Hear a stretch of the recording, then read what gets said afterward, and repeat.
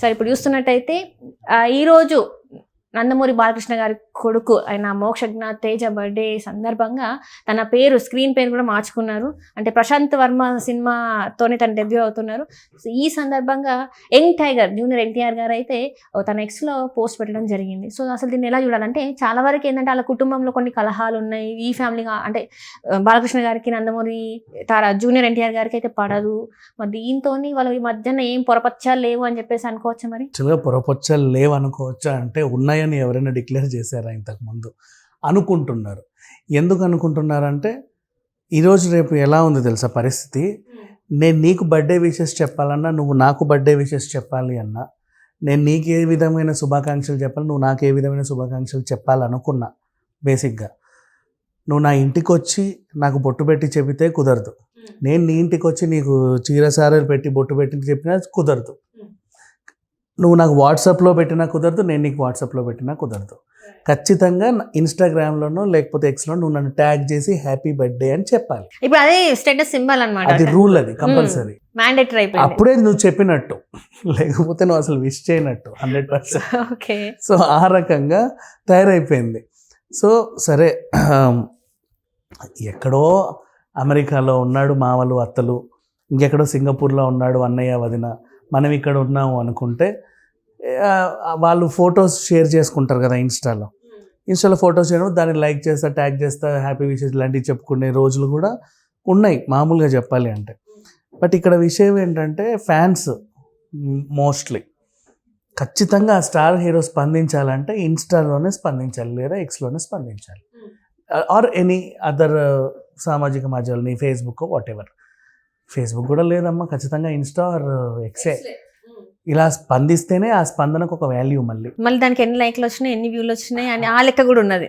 నువ్వు ఎంతమందిని ట్యాగ్ చేసావు అనేది కూడా ఇంపార్టెంటే. ఇప్పుడు ఫర్ ఎగ్జాంపుల్ మెగా ఫ్యామిలీ నుంచి అల్లు అర్జున్ అనుకుందాం ఎగ్జాంపుల్. అల్లు అర్జున్ ఏదన్నా విషెస్ చెప్పేసి హ్యాపీ దసరా అని చెప్పేసి అందరినీ ట్యాగ్ చేసాడు. పొరపాటున శ్రీజనో లేకపోతే శ్రీజ కూతురునో మర్చిపోయి ఉంటాడు అనుకో, అది రచ్చ.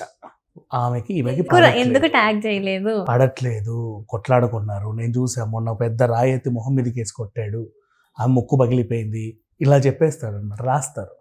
ఇప్పుడు అది జరిగింది. ఇకపోతే మోక్షజ్ఞ గురించి మాట్లాడుకుంటే వీళ్ళిద్దరి మధ్యలో ఫ్యామిలీస్కి గొడవలు ఉన్నాయా అనే విషయం ఏంటంటే బయట వీళ్ళు కనబడ్డ తీరుని మాత్రమే వీళ్ళు అనుకుంటారు. ఎన్టీఆర్ గారేమో బాలయ్య గారి సన్మానానికి రాలేదు, రాకుండా ఆ టైంకి ఎక్కడో బెంగళూరులో వాళ్ళ అమ్మవారి ఊరికి వెళ్ళి కేశవనేతేశ్వర టెంపుల్కి వెళ్ళాడు. అదేంటంటే మా అమ్మగారి మొక్కు ఎప్పుడు ఎన్నోళ్ళ నుంచి తీర్చుకోలేదు, సడన్గా కుదిరింది అని చెప్పాడు.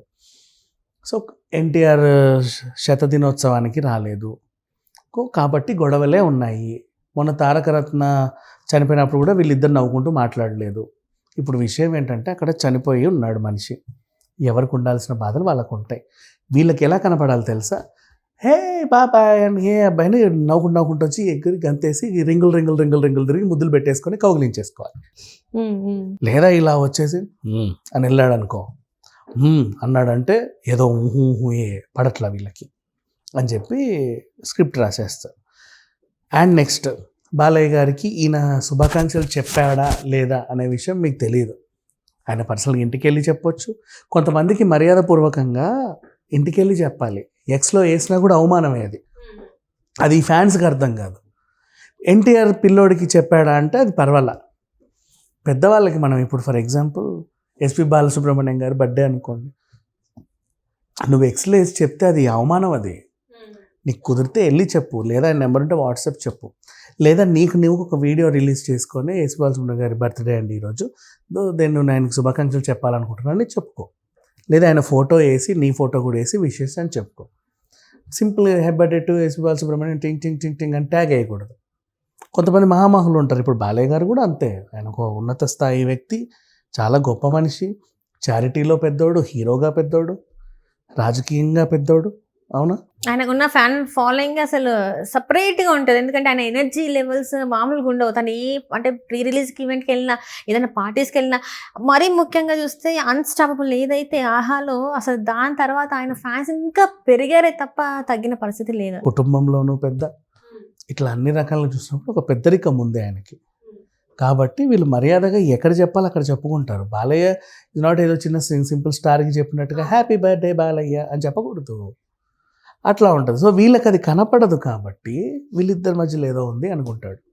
అలా అని జూనియర్ ఎన్టీఆర్ కూడా బాలయ్య విష్ చేయలేదు అని కూడా అనుకోకూడదు. వాళ్ళ కుటుంబంలో ఎన్నో ఉంటాయి, అది వాళ్ళ వ్యవహారం. ఇకపోతే మోక్షజ్ఞ పేరు మార్పు, నందమూరి తారక రామ మోక్షజ్ఞ తేజ, ఎన్టీఆర్ ఎంటీ అని వచ్చింది బేసికలీ. సో బాగానే ఉంది. ఎన్టీఆర్ అనే పేరు కలిసి వచ్చేలాగా ఇంట్రడ్యూస్ చేశాడు. మొదటి సినిమా అండ్ మంచి తారాగణమే ఉండబోతుంది. అంటే ప్రశాంత్ వర్మ అంటే హనుమాన్ తర్వాత తీస్తున్న సినిమా అంటే చాలా వరకు హనుమాన్తోని తన అంటే అందరి చూపు తన వైపు తిప్పుకున్న ఒక డైరెక్టర్ చిన్న వయసులోనే తను తీసిన సినిమా అది చూసి ఇప్పుడు మరి ఇతనితోనే ఎలాంటి సినిమా చేయబోతున్నారని కూడా ఒక చర్చ జరుగుతుంది. అండ్ ప్రశాంత్ వర్మ మంచి డైరెక్టర్నే ఎంచుకున్నాడు. సింపుల్గా చెప్పాలి అంటే చాలా మంచి డైరెక్టర్ని ఎంచుకున్నాడు. అండ్ ఒక యంగ్ హీరోని ఏ విధంగా పాన్ ఇండియా లెవెల్లో ఎలా చూపించవచ్చో బాగా ప్రశాంత్ వర్మకు తెలిసినట్టుగా ఇంకెవరికి తెలియదు, చాలా సింపుల్గా చెప్పాలి అంటే. అండ్ అలా అని పెద్ద హీరోని ఎలా డీల్ చేయాలో కూడా ప్రశాంత్ వర్మకు తెలుసు. కల్కి సినిమా ద్వారా మనం చూసాం, అవునా? సో కథకి తగ్గట్టుగా ఆ హీరోని ఎలా ఎలివేట్ చేయాలో ఇతనికి బాగా తెలుసు. ఇప్పుడు ఎప్పుడో వాన సినిమా నుంచి వచ్చినటువంటి హీరో అయినా ఇందులో విలన్ తర్వాత, కానీ ఇప్పుడు మనం ఓన్ చేసుకున్నాం. ఇప్పుడు మళ్ళీ అవకాశాలు వచ్చాయి, భారీ అవకాశాలు. ఇప్పుడు అదే ఆయన ఇంకేదో సినిమాలో నార్మల్గా క్యారెక్టర్ చేసి ఇంత గుర్తింపు వచ్చేది కాదు. అండ్ వరలక్ష్మి శరత్ కుమార్ మనకి యాంగ్రీ ఉమెన్గానే తెలుసు, కానీ దీంట్లో సెంటిమెంట్ వైజ్గా ఆవిడ ఏడిస్తే కూడా మనకి ఏడుపు వచ్చింది. మళ్ళీ వెంటనే అగ్రెసివ్గా ఒకే ఒక షాట్లో ఆ ఫైట్ సీన్ ఏదైతే ఉందో ఒకే ఒక షాట్లో వరలక్ష్మి ఏంటనే చూపించేశాడు.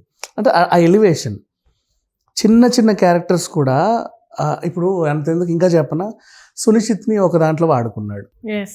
అది బాగా పండింది కరెక్ట్గా. అసలు ఇప్పటి వరకు బయట ఆయన ఎలా తిరుగుతున్నాడు, అది రాకేష్ మాస్టర్ అసలు చాలా మందికి అంటే స్క్రీన్ మీద చూపెట్టడం జరిగింది.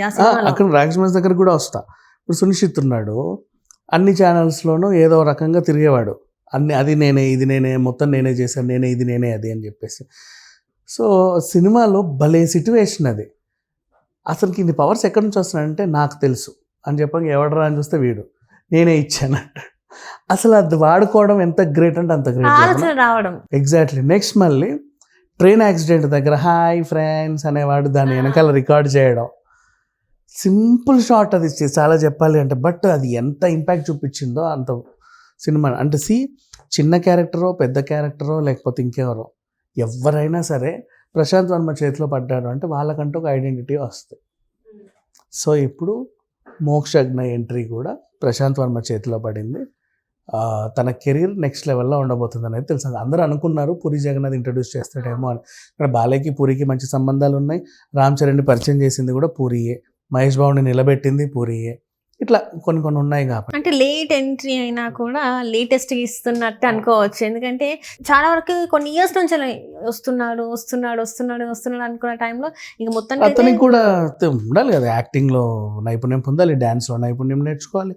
కొంతమందికి త్వరగా వస్తే కొంతమందికి కొంచెం టైం పడుతుంది. సో మొత్తానికి అన్ని విధాలుగా పర్ఫెక్ట్ అయ్యి ఎంట్రీ ఇస్తున్నాడు. అండ్ అలాగే జూనియర్ ఎన్టీఆర్ ట్వీట్ చేయడం మాత్రం నిజంగా ప్రశంసనీయం.